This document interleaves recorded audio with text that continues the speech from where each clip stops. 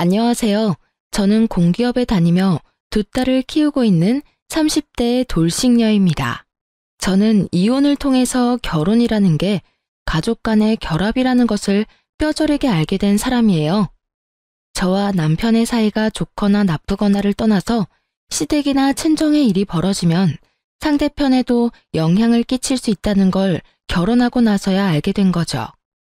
남편과 저는 평범한 직장인으로 두 딸을 키우면서 잘 지내고 있어요. 저는 아이 양육을 위해 육아휴직을 하기로 했었지만 시댁의 요구로 일을 그만두고 경단녀, 경력단절 여성이 되었어요. 아이가 어느 정도 크고 나면 다시 일을 하리라 생각했기 때문에 중간에도 틈틈이 공부도 하고 교육도 받았어요. 그게 아니었으면 이혼하고 저도 어떻게 되었을지. 남편은 둘째 아들로 시댁에서는 남편을 그리 귀하게 여기는 눈치는 아니었어요. 왜냐면 시댁 자체가 장남, 장손에 대한 기대가 큰 집안이었거든요. 뭐든 첫째한테만 몰아주는 집, 그런 집이었거든요. 솔직히 그런 집안의 둘째, 그것도 아이들이 모두 딸인 집은 그리 중요한 역할은 아니잖아요. 저는 그게 오히려 더 좋았어요. 시댁에 관여할 일 없이 저희끼리만 집을 잘 꾸려가면 될 일이니까요. 시댁의 장남과 결혼했더라면 옷 입는 것부터 먹는 것까지 하나하나 간섭이 들어왔을 테니까요. 그런 면에서 치면 아예 둘째나 막내가 속 편한 건 사실이라고 생각해요. 그런데 그런 시댁에서 장남은 아주 골칫덩어리였어요. 오냐오냐 자라서 문제 일으키는 일만 할 줄 알지 문제를 수습할 줄 모르는 게 이 집 장남이었어요. 게다가 제가 결혼했을 때는 남편 결혼식 부조까지 갖고 날라버렸으니 말 다한 셈이죠. 결국 그때 결혼식 비용도 모두 시부모가 대신 내줬어요. 결혼식 당일에는 몰랐지만 결국에는 다 알게 되더라고요. 남편이 슬쩍 그렇게 이야기하며 집에 돈 드는 일은 당분간 자제하자고 했을 정도니까요. 사람하고 시비 붙어서 깽값 물어주고 돈 빌렸다는 사람 오면 돈 갚아주고 그 엄청난 사건 사고들은 시부모와 남편이 모조리 뒤처리하곤 했어요. 당시 저는 20대 후반으로 결혼이라는 게 둘이서만 하는 거라고 착각하던 꿈 많은 여자였죠. 앞으로의 일을 전혀 예상치 못한 저는 그때까지만 해도 정말 행복한 여자였어요. 보이지 않는 곳에서 남편과 시모가 아주버님 뒤처리를 하는 것을 알았을 때는 정말 돌아버리겠더라고요. 남편 시댁이 다 하는데 왜 네가 돌아버리냐고요? 말도 마세요. 결혼 후에는 저한테도 그 뒤치다꺼리를 맡기더라고요. 세상에 날벼락도 이런 날벼락이 없었어요. 그런 제가 결혼 후 처음으로 아주버님의 싸지른 똥을 치우다 완전 화나서 머리에 뚜껑이 열린 날이 있었어요. 결혼하고 얼마 안 됐을 때였어요. 그때는 저와 남편이 둘 다 돈을 벌고 있을 때였는데 남편이 어느 날부터인가 굉장히 초조한 기색으로 핸드폰만 계속 뚫어져라 쳐다보더라고요. 벨소리가 나면 황급히 화면을 봤다가 원하던 사람이 아니면 곧 시무룩해지고 이상하잖아요. 누가 봐도 이상한 상황에 저는 남편이 바람을 피우나 했어요. 그런데 이렇게 대놓고 의식하는 게 이상했죠. 그래서 남편에게 슬그머니 물어봤어요. 당신 요새 이상해. 무슨 일 있어? 전화기만 내내 쳐다보고 꼭 기다리고 있는 사람처럼 굴어? 어? 아니야, 그런 거 아니고 형님 전화 좀 기다리고 있었어. 아주버님? 왜? 무슨 일 있어? 그러면 기다리지 말고 당신이 전화 먼저 해보면 되지. 왜 전화를 기다려? 바쁜지 전화를 안 받네. 분명 금방 연락 준댔거든. 근데 연락이 없으니까 계속 신경 쓰이게 돼. 저는 순간 흠칫했어요. 금방 연락을 준다고 해놓고 사라진 아주버님. 남편에게 듣던 아주버님의 사고 후 행동과 동일했거든요. 혹시 당신 아주버님한테 돈 같은 거 빌려주고 그런 건 아니지? 아니야, 돈을 왜 빌려줘. 그런 거 아니니까 걱정하지 마. 그런데 어떻게 걱정을 안 해요. 이렇게 대놓고 안절부절 못하는 남편을 보고서 결국 제가 집요하게 추궁하자 남편이 충격적인 사실을 털어놓더군요. 형님이 저번에 빌려준 돈 2배로 갚아준다면서 돈을 좀 빌려갔어. 원금의 2배 정도는 거뜬히 만들어줄 수 있다고 해서. 저는 이를 악물었어요. 소리라도 지르고 싶었는데 참았어요. 남편에게 물었죠. 그래? 얼마를 빌려줬어? 화나지 않는 제 말에 남편은 용기를 얻은 듯 조심스레 말하더군요. 5천만 원 정도? 미쳤어? 5천만 원이 어디 있어서 돈을 빌려줘? 당신 결혼식 때에도 결혼식장에서 돈 다 뺏긴 거 기억 안 나? 그래서 어머님이 돈 대주셨잖아. 그리고 우리 이제 곧 첫째 아이 태어나. 빚까지 지면 우리 어떡해? 육아휴직해도 돈 얼마 안 나올 텐데 거기에 대출까지 있으면 우리 파산이야. 돈 없다고 했더니 빌려서 갖다 주면 첫 번째 이자 내는 날 되기 전에 돈 불려서 돌려준다고 해서. 근데 내일이 이자 내는 날인데 아직 연락이 없어. 그렇게나 당하고도 또 속아버린 남편을 보며 저는 아픈 머리를 꾹꾹 눌러댔어요. 호구도 이런 상호구가 없었어요. 게다가 가족들 등쳐먹는 아주버님이라는 작자에 대한 신용도는 밑바닥을 쳤고 남편에 대한 신뢰도 조금씩 깎이는 기분이었죠. 아주버님이 그 돈 돌려줄 거라는 환상 좀 버려. 그렇게 당하고도 여태 그걸 몰라? 이제 막 이 집 식구 된 나도 아는걸. 우리 선에서는 그거 어떻게 못해. 완전 폭탄이잖아. 나 지금 만삭이고 애 낳으면 일 그만두기로 이미 이야기 다 됐어. 내 후임까지 구한 상태에서 번복은 못한다고. 오늘까지만 기다려보자. 형님이 전화할 수도 있고. 벌써 오후 6시가 넘었어. 연락하려면 애초에 했어야지. 당신은 그렇게 당하고도 아직 믿어? 우리 선에서 해결 안 하면 부모님한테라도 말해야지. 제발 정신 좀 차려. 당신 가족이 형님뿐이야? 나랑 내 뱃속에 있는 당신 아이는 안 보여? 당신이 진짜 생각이 있으면 이러면 안 되지. 나한테 상의도 없이 대출까지 받아서 돈 빌려주고 도대체 어떻게 살자고. 제 말에 남편도 별말 안 터군요. 본인이 잘못한 걸 아니까 할 말이 없는 거죠. 입국 다물고 있는 모양새를 보니 속이 터질 것만 같아서 저는 시모에게 전화를 걸었어요.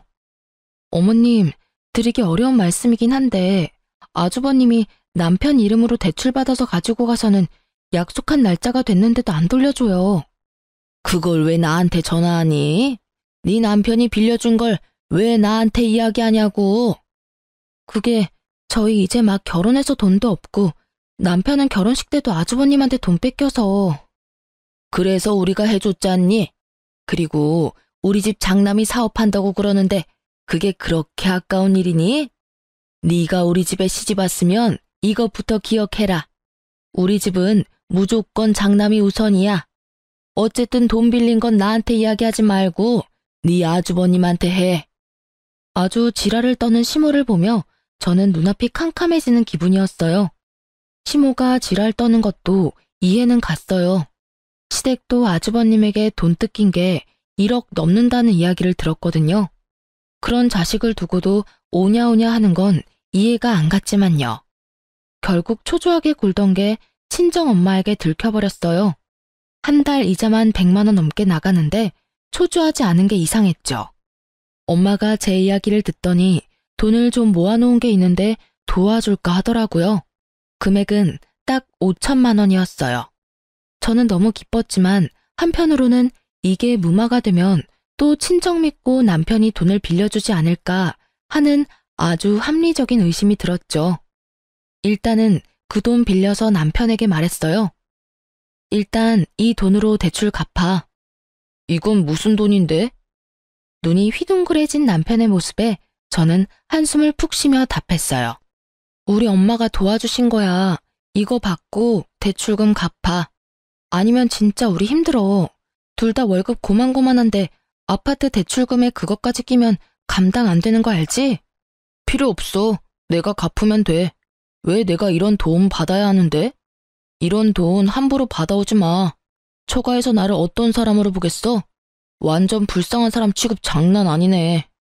그래서 자선 사업하듯 돈 던져주면 막 대단한 사람 된 것 같고 그래? 야, 말 똑바로 해.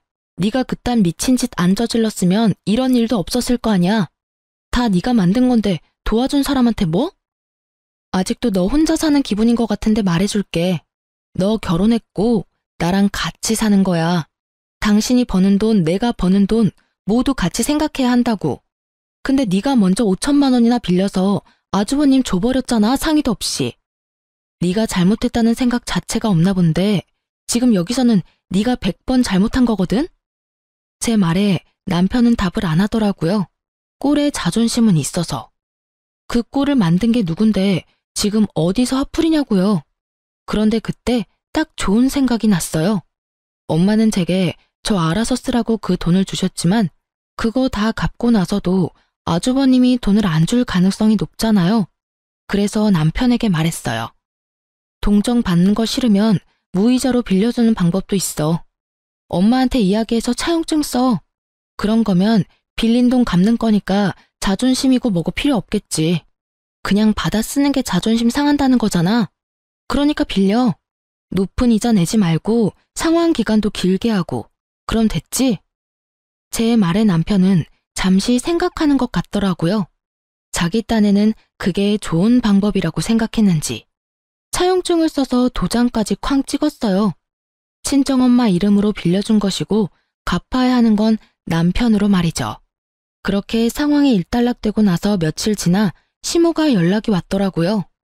얘, 빌려간 돈은 이미 없는 돈이라 생각해. 혹시 또 모르잖아. 사업이 잘 돼서 몇 배로 돌려줄지. 우리 장남이 얼마나 머리가 똑똑한데. 똑똑하긴 하죠. 가족들 돈 빼가는 수법이 아주 탁월하니까요. 저는 시모에게 그리 말할 수는 없어 웃으며 대답했어요. 걱정하지 마세요, 어머님. 그 돈 저희 친정어머니가 빌려주셨거든요. 요즘 세상에 그 이자로 돈을 어떻게 갚아요? 친정어머니가 빌려주신 건 원금만 갚으면 되거든요. 너 설마 우리 아들한테 처갓돈 빌리도록 만들었니? 네, 저희 이자가 감당하기 힘들 정도라서 어쩔 수 없었어요.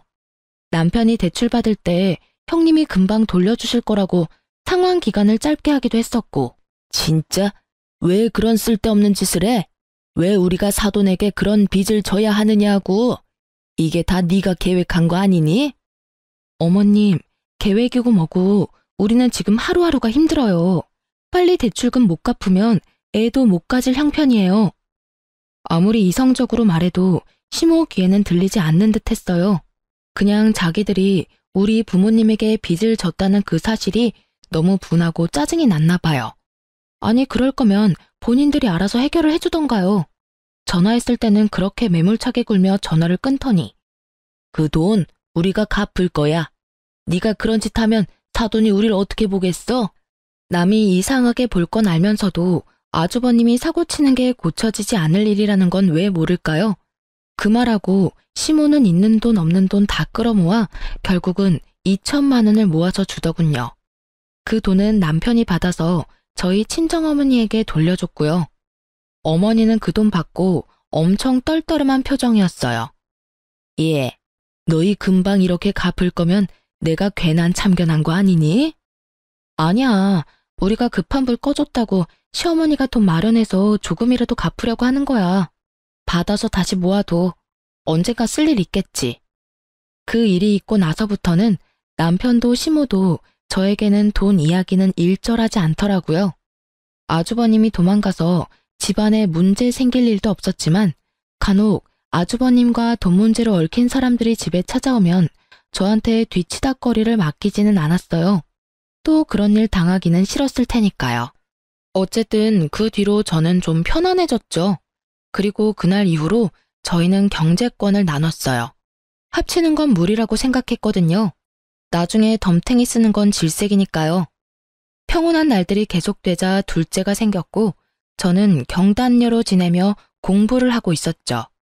전 직장으로 다시 돌아갈 수는 없으니 다른 곳을 노리기 위해서 공부를 했어요. 그간 남편이 우리 집에 갚은 돈은 얼마 되지 않았죠. 장모에게 빌린 돈이 달콤하긴 했는지 갚을 생각이 전혀 없더라고요. 그러면서 그딴 싸구려 자존심은 왜 세웠는지. 하지만 3년 만에 도망갔던 아주버님이 집에 돌아왔어요. 그래서 저는 이번에야말로 아주버님에게 돈을 받을 생각이었어요. 그런데 아주버님 손에는 작은 갓난쟁이 하나가 있더라고요. 아주버님은 사고 친 것만큼 이혼 경력도 화려했거든요. 그런데 첫 번째와 두 번째 결혼에서는 아이를 낳지 않았는데 이번에는 아이가 같이 왔더라고요. 게다가 아들이었죠. 장남이 데려온 장손, 그것만으로도 시부모는 아주 좋아 죽더군요. 아주버님이 이혼을 했든 말든 아예 상관을 안 하더라고요. 시부모님이 불려서 간 그날 시댁은 아주 잔칫날처럼 푸짐하더라고요. 그런 와중에 저는 아주버님에게 인사를 하고 말했어요. 아주버님, 이제 그만 저희 남편한테 빌린 돈 갚아주세요. 저희 남편 아직도 그 돈 갚으면서 힘들게 살거든요. 남편이 말하지 못할 걸 예상하고 제가 말한 거였어요. 그런데 아주버님이 눈을 동그랗게 뜨더니 저한테 이렇게 말하더군요. 재수씨, 내가 돈을 빌린 건 내 동생이야. 엄마도 동생도 나한테 돈 돌려달라고 안 하는데 왜 재수씨가 나한테 돈을 달라고 요구해? 내가 재수씨한테 돈 빌린 건 아니잖아? 아주버님 말에 저는 기가 찼어요. 아주 개소리를 정성스레 하는 꼴을 보니 확 열을 받았죠. 윗사람이든 뭐든 그래도 할 말은 해야겠더라고요. 네, 그 돈 남편이 빌려드렸죠. 근데 그 돈 저희 친정 어머님이 남편한테 빌려줬거든요. 그러니까 갚으셔야죠. 솔직히 결혼 전에는 어떠셨는지 모르겠는데 결혼했으니 저도 남편이 하는 일에 충분히 간섭할 수 있거든요. 그게 가게를 위협하는 일이면 더더욱 그럴 수밖에 없고요. 제 말을 듣던 아주버님은 인상 좋은 얼굴로 웃더니 제가 아닌 남편에게 말하더라고요. 너 좋은 와이프 얻었네. 남편 일에 화낼 줄도 아는 와이프. 좋지. 돈 이번 주까지 마련해 줄게. 걱정하지 마. 이렇게까지 걱정하는 재수씨가 있는데 내가 어떻게 못 본 척하냐? 그렇지? 그러더라고요. 그 말에 남편 얼굴은 간만에 활짝 피었고요. 사실 2배까지는 아닌데 0.5 정도는 부풀렸지. 아쉽네. 더 맡겨놓으면 2배는 거뜬할 텐데. 그 말에 남편이 넘어갈 것 같아 저는 얼른 남편을 막았어요. 그냥 주세요. 원금만 돌려주셔도 돼요. 제 말에 아주버님은 싱긋 웃으며 알겠다고 답하더군요. 그 돈이 다시 돌아오길 바라며 저희는 집에 돌아갔고 약속날이 돼서 시댁으로 찾아갔어요. 그런데 아주버님은 없고 시모가 아이를 보고 있더군요. 육아의 고됨이 우러나는 시모의 모습에 저는 아주버님부터 찾았어요. 그런데 안 계시더라고요. 혹시 돈이라도 뽑으러 갔나 싶었는데 갑자기 시모가 제게 아이를 안겨주더군요. 잠깐 맡기려는 건 줄 알았는데 시모가 경악스러운 말을 꺼내더군요. 우리 손자, 네가 좀 맡아보거라. 저는 너무 놀라서 말이 안 나오더라고요. 지금 딸을 둘이나 키우는 저한테 애를 맡길 줄은 상상도 못했으니까요. 뭘 그렇게 놀라? 네가 이 집 며느리로 들어왔으면 할 일은 해야지. 맏며느리가 없어 어쩔 수 없이 네가 맡게 됐으니 영광으로 알고 잘 키워. 우리 집 대를 이을 아이다. 뭐라고 말해야 하는데 입이 바짝바짝 마르더라고요. 그래서 어쩔 수 없이 급한 대로 남편을 쳐다보며 도움을 구하려 했어요. 그런데 남편은 시모 말에도 별 반응이 없었어요. 결국 저는 갈라지는 목소리로 시모에게 물었어요. 애기가 아주버님 아이인데 제가 왜 키워야 해요? 아들은 어제 나갔어. 애 엄마가 애 주는 조건으로 돈 달라고 했단다. 그래서 1,000만 원 들려서 보냈어. 이혼했으니 그냥 애를 가져올 수도 없는 노릇 아니냐? 아주버님은 또 돈을 들고 날라버린 거였어요. 저는 눈을 질끈 감았어요. 이 사람들은 어쩌자고 매번 당하는 건지. 이 정도쯤 되니 그냥 당하는 걸 즐기는 거 아닌가 싶은 정도였죠. 그럼에도 덤덤한 저 표정, 이 집구석에서 답답한 건 저뿐이더라고요. 그리고 아이에게 죄가 없다는 건 제가 잘 알아요. 2딸을 키우고 있는 저니까요. 그런데 그렇다고 제가 그 아이를 맡아 키워야 할 이유가 대체 어딨냐고요? 어머님, 저는 그 애 못 키워요. 아주버님이 키우면서 잠깐씩 봐주는 거면 또 몰라도 이렇게 제 애처럼 키우면 우리 애들은요? 딸 애들은 쓸모없지 않니? 결혼하면 출가 외인에 어차피 남의 집 호적에 들어갈 텐데 뭐하러 정성 들여 키워? 그런 애들보다는 장손이 더 중요하지. 대를 이을 아이야. 너처럼 안일하게 생각하며 키우는 건 말도 안 돼. 뭐든 좋은 걸로 해먹이고 해입히고 그래야 하는 법이야. 어머님, 저도 제 자식들 키우느라 힘들어요. 어떻게 남의 자식을 저한테 그렇게 당연하듯 떠넘기세요? 제가 쉽사리는 버티라면 버티겠는데 애를 하나 더 키우라는 건 못하겠어요. 지금 이게 말이 되는 일이에요? 저더러 아주버님이 아이를 키우라니. 어찌 되든 아주버님이 데려왔으면 아주버님이 책임을 지셔야죠. 너 무슨 말을 그렇게 못됐게 해? 싫으면 우리 집 며느리 안 하면 그만이야. 내가 떠넘기는 걸로 보여? 장손을 키우는 게 떠넘겨서 될 일로 보이니? 그리고 우리 장남이 뭐가 어때서? 그깟 돈 몇 푼 때문에 우리 아들을 그렇게 못살게 굴고 사업 자금이라잖니? 그냥 두면 될 걸 왜 들쑤시고 난리야? 아이고, 돈 빌려줬다고 유세하는 거냐? 어? 그래서 우리 아들한테 빚쟁이처럼 돈 내놓으라고 난리를 쳤어?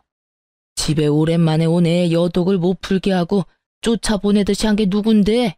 그러면 아주버님이 잘했다는 말이에요? 아니, 어느 집구석이 매번 돈만 가져가서 도망치는 자식을 가만히 내버려둬요.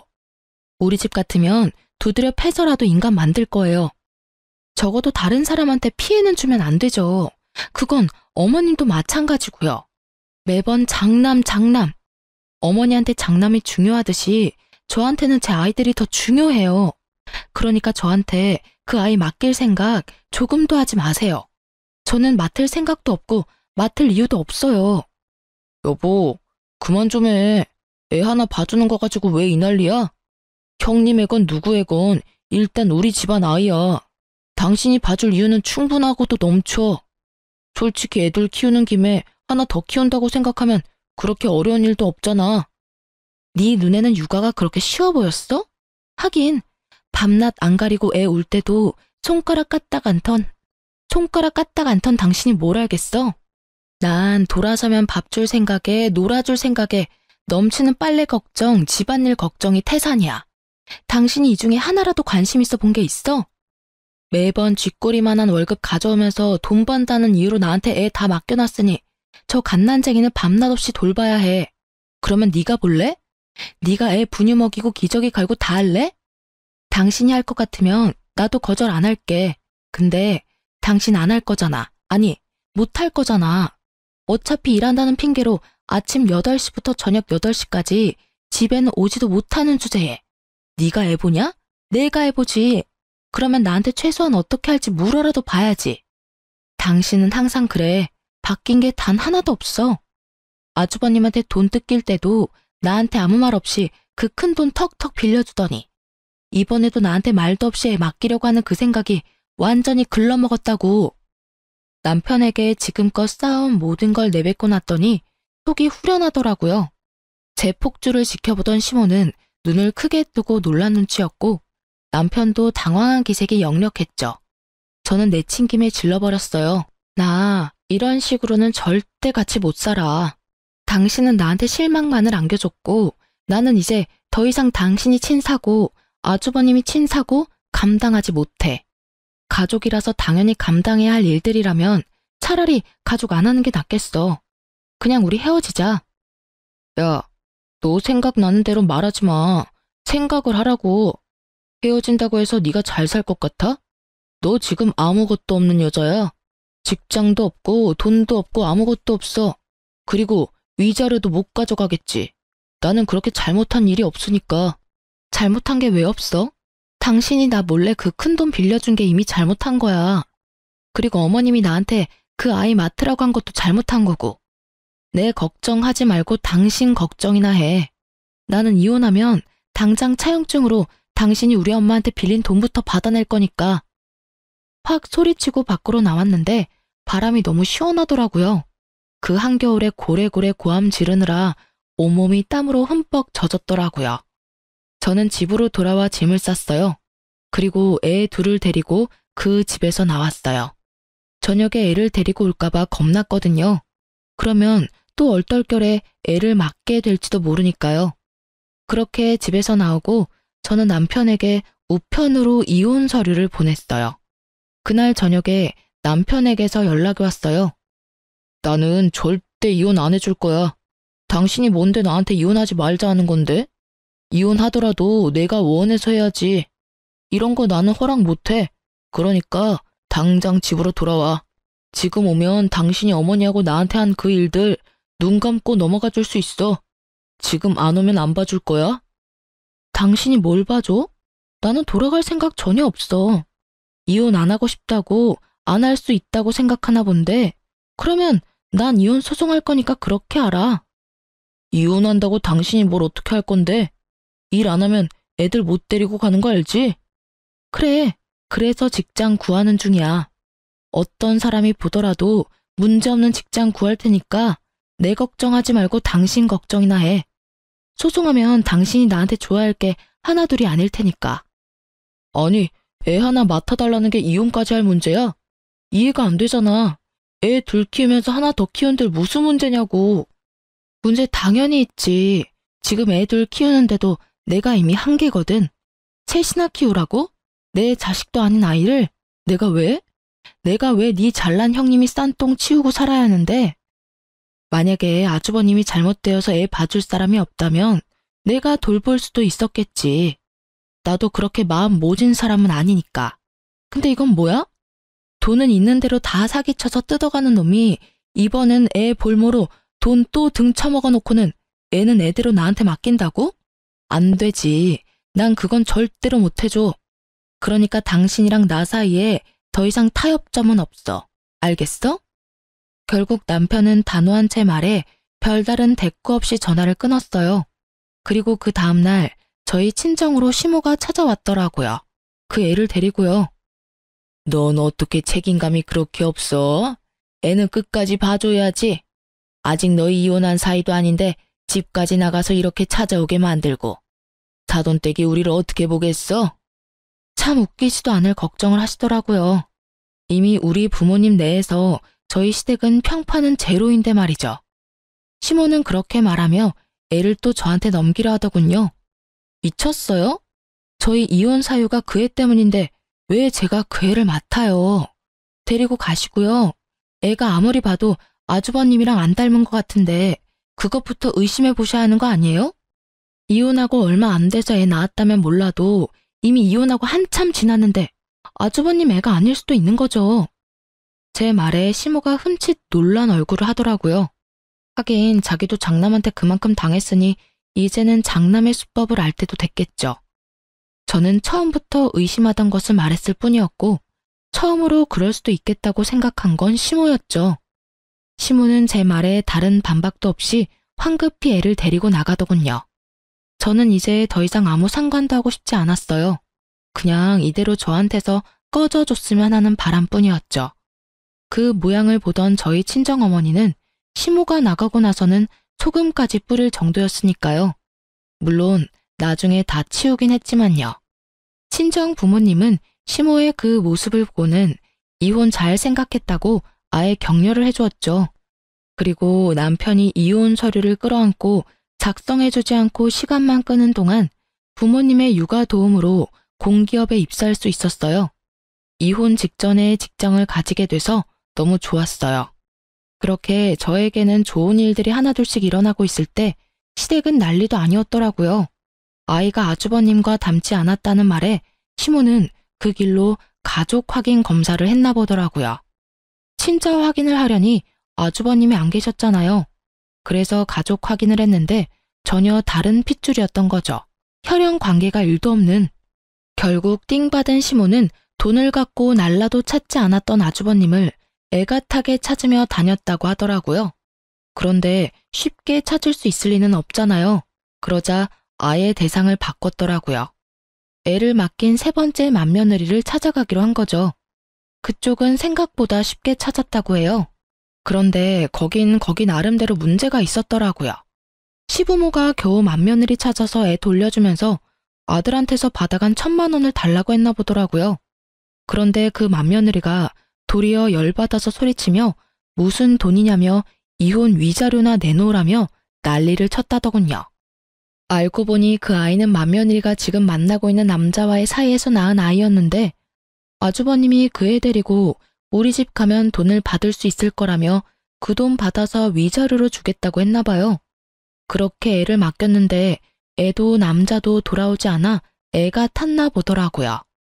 그렇다고 시댁 가서 애를 데려올 수도 없는 노릇이잖아요. 어차피 돈을 받아갔으니 자기도 한통 속으로 몰릴 것 같고. 그렇게 고민하던 차에 시부모가 직접 왔으니 차라리 잘 됐다 싶은 거죠. 애도 돌려받고 도망간 아주버님 대신에 시부모에게 위자료를 대신 받을 수 있다고 생각했던 것 같아요. 근데 그 세 번째 맏며느리와 그 맏며느리의 무서운 남자친구 때문에 시부모님은 결국 위자료에다가 애까지 납치했다는 이유로 돈을 더 뜯어내 갔다더군요. 그 이야기를 전해 듣는데 참 조금 있으면 그 집과 인연을 끊을 수 있다는 게 참 다행이라는 생각이 들더군요. 만약 이혼 진행 중이 아니었으면 저 꼴을 당하며 스트레스까지 받았을 것이고 결국에는 뒤치다꺼리해야 할지도 모르니까요. 그리고 남편도 아주버님이 친 사고 때문에 곤란한 건 마찬가지였어요. 당신 엄마가 빌려준 돈 빨리 갚아줄래? 5천만 원 빌려가서 2천만 원 갚았으니까 3천만 원은 돌려줘야지. 갑자기 진짜 빚쟁이처럼 굴 거야? 당신도 알잖아. 나 돈 없어. 어차피 버는 것도 얼마 안 됐는데 그냥 날 팔아서 가지고 가, 응? 그게 더 빠르겠다. 그럴 필요 뭐 있어? 그냥 대출해. 아주버님한테는 대출도 잘해주더니. 왜? 장모한테 빌린 건 대출하기가 싫어? 그런 거 아니야. 대출은 웬만하면 안 하려고 그러는 거지. 그래?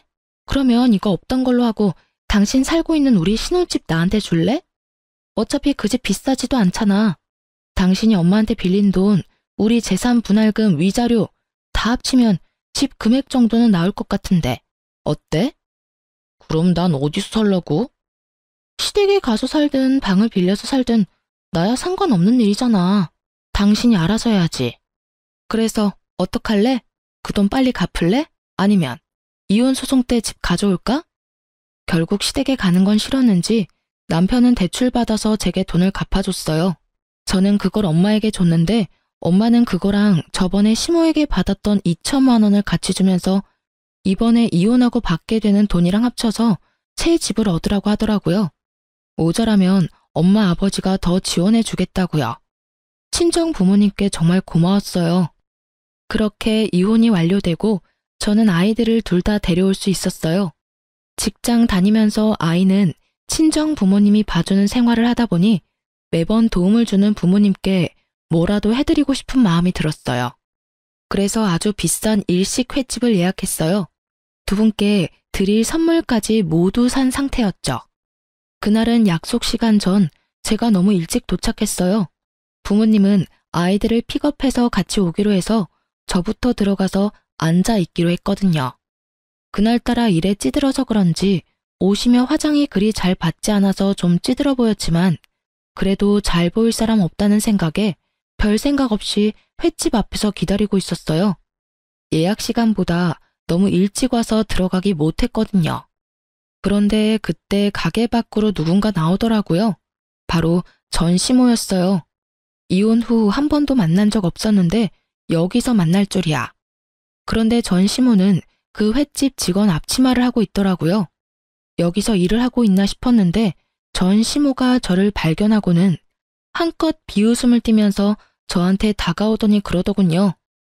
너 여기 구인 광고 보고 왔니? 그래, 이혼하고 나가보니 살기 어렵지? 할 줄 아는 거 없는 네가 뭘 하겠어. 이런 데서 설거지라도 해야지. 안 그래? 근데 너 여기서 일 못할 거야. 내가 너 일 못하게 막을 거거든. 너 때문에 우리 집 풍비박산 난 거 생각하면 지금도 치가 떨려서 잠이 안 와. 제대로 착각하고 있더라고요. 제 몰골이 그러한 탓에 어쩔 수 없는 일이긴 했지만 그래도 이렇게 사람을 노상에서 매도하는 건 예의가 아니죠. 저도 그런 소리 듣고 참을 사람도 아니었고요. 죄송한데 제가 왜 그 집을 난장판 만들었다고 생각하세요? 원래부터 그 집안이 난장판이었는데 저한테 책임 전가하는 거 이제 그만두세요.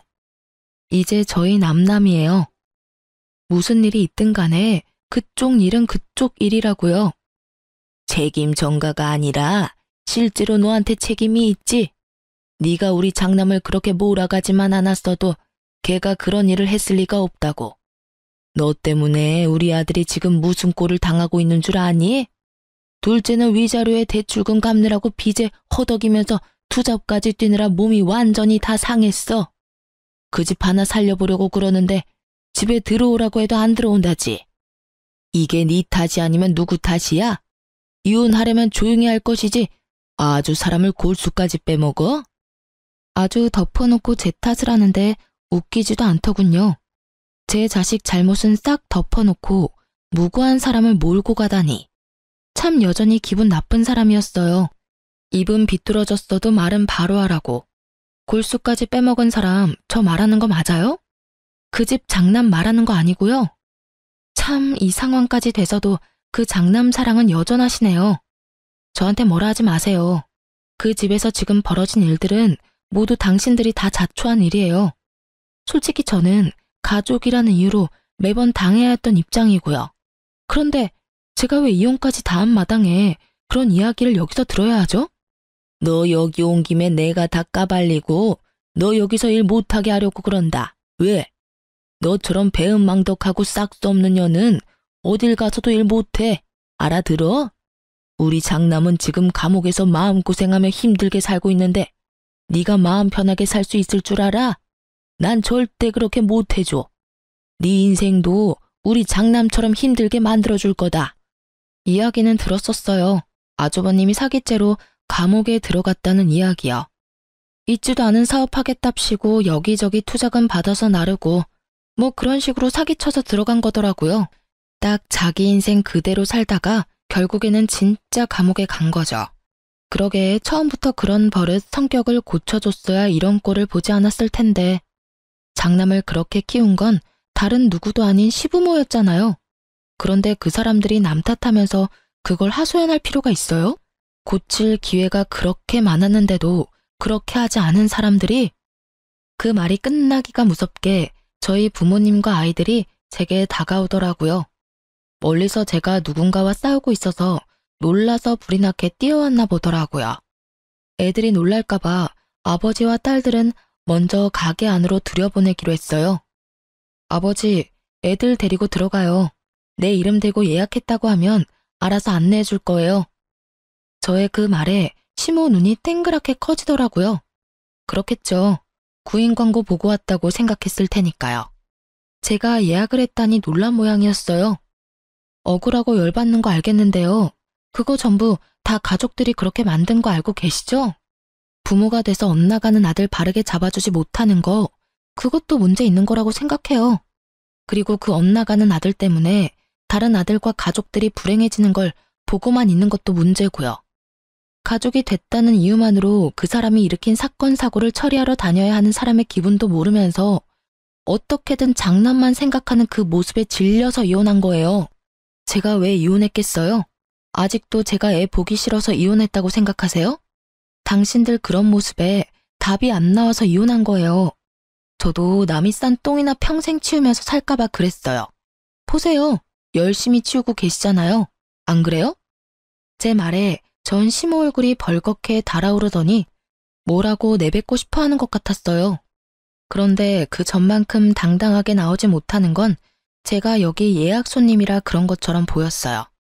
그리고 저는 이혼하기 전에 이미 공기업 취직이 된 상태였어요. 그러니까 이런데 일하러 올 필요도 없고요. 오늘은 고생하신 저희 친정 부모님 모시고 맛있는 식사에 선물 드리려고 했던 거예요. 밥맛이 있을지는 모르겠지만요. 결국 아무 말 못하고 부들부들 떠는 아줌마를 내버려두고 저는 가게 안으로 돌아왔어요. 미리 시켜놓은 대로 제일 비싼 코스 요리를 먹고 있으니 전 시모 눈에서는 불이 활활 타오르더라고요. 게다가 음식을 서빙하는 것도 아주 불성실하고 불친절하게 하고요. 결국 저는 중간에 사장님을 불러서 저희 테이블은 서빙하는 사람을 다른 분으로 바꿔달라고 요청했어요. 사장님이 연신 허리를 굽히며 사과하더니 결국 밖에서 시모가 혼나고 있더군요. 왜 손님한테 그렇게 잡아 죽일 것 같은 얼굴을 하느냐고요. 혼나면서도 저를 흘깃 쳐다보는 시모를 보니 여전히 바뀌지 않겠다는 생각이 들더군요. 그 뒤로는 그 횟집에서 더 이상 시모를 볼 수 없었어요. 아마 그 뒤로 잘렸거나 본인이 그만뒀겠죠. 결국 마지막까지 제 탓만 하던 아줌마라서 앞으로도 쭉 그렇게 살 것 같아요. 지금 생각해보면 그때 빠져나온 게 참 다행이라는 생각이 들어요. 그 꼴 보며 오래 살았을 리 없다고 생각하거든요. 제가 이혼을 겪으면서 생각한 건 생각보다 결혼이란 건 각자의 가족이 미치는 영향이 크다는 점이었어요. 그래서 지금 결혼을 생각하는 젊은 분들에게는 꼭 알려드리고 싶었어요. 왜 부모님들이 상대방 부모님과 집안 분위기를 신경 쓰는지 당연할 수밖에 없더라고요. 저처럼 이렇게 잘 알아보지 못하고 또는 별거 아니라는 생각으로 가볍게 결혼을 생각했다가는 이렇게 피보는 일이 생길 수가 있거든요. 저희 부모님도 제 결혼 때 신경을 쓰긴 했지만 그때는 아주버님의 그런 행각들을 모두 제대로 알고 있었던 게 아니었으니까요. 만약 알아볼 수 있다면 최대한 상세히 알아보고 결혼하는 것이 좋아요. 그리고 결혼을 하신 분들이라면 최대한 거리를 두시는 게 좋을 거라고 말씀드리고 싶네요. 가까우면 저처럼 이용당할 수 있거든요. 저의 결혼 생활에 그런 것을 생각하지 못한 게 흠이긴 하지만 저의 경험으로 인해서 다른 분들께 알려드릴 수 있는 기회는 생겼잖아요. 그리고 이미 그곳과는 멀리 떨어진 채 자유롭게 잘 살고 있으니까요. 혼자서 애 둘을 키운다는 건 쉬운 일은 아니에요. 편하기보다는 힘들고 평온하기보다는 전쟁 같은 날들이 더 많죠. 그렇지만 확실한 건 다른 사람이 친 사고로 제가 고통받는 일은 없다는 게 중요한 거죠.